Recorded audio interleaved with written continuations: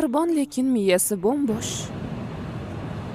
Bunday muruvvatli odamni aynan hozir uchratishdan maqsad nima? Har bir insonning o'z himoyachi farishtasi bor.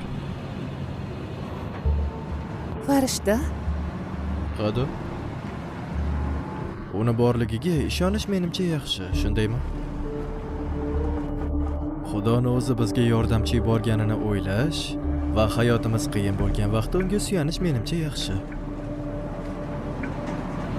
Agar bularning bari Xudoning ishi bo'lsa, u nimani o'ylab qo'ygani menga qiziq.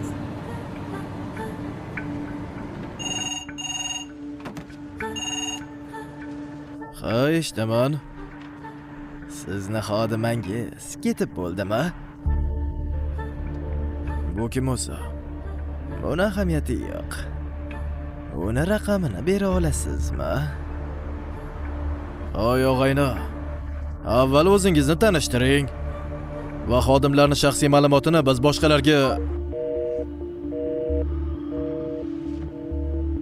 Yo xudo, aqldan ozganmi bu? Kim ekan? Ajinni izlashyapti, raqamini bering deyapti. So'rayotgan ekansan, avval o'zingni tanishtir. Ajin. Oy, bu nimasi yushuk bilan o'zimiz joylab qo'yamiz. Bo'ldi, kech bo'ldi, uyingga ketsang-chi. Qo'yavering, yordamlashaman. Avtobusing kelmasa-chi? Kechirasiz janob, yopildik. Ish vaqtimiz tugadi. Lekin chiroqlar hali yoniq turibdi. O'chirishga ulgurmagandik. Iltimos, ertaga keling. Ajinni ko'rgani kelgandim. Nima u ketib bo'ldimi? Tushunarli, keling.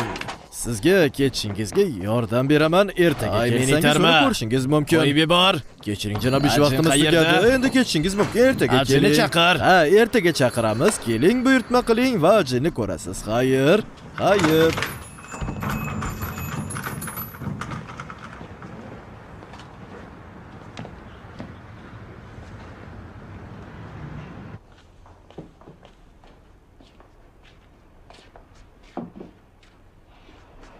Boshqa yerda yashayapsanmi?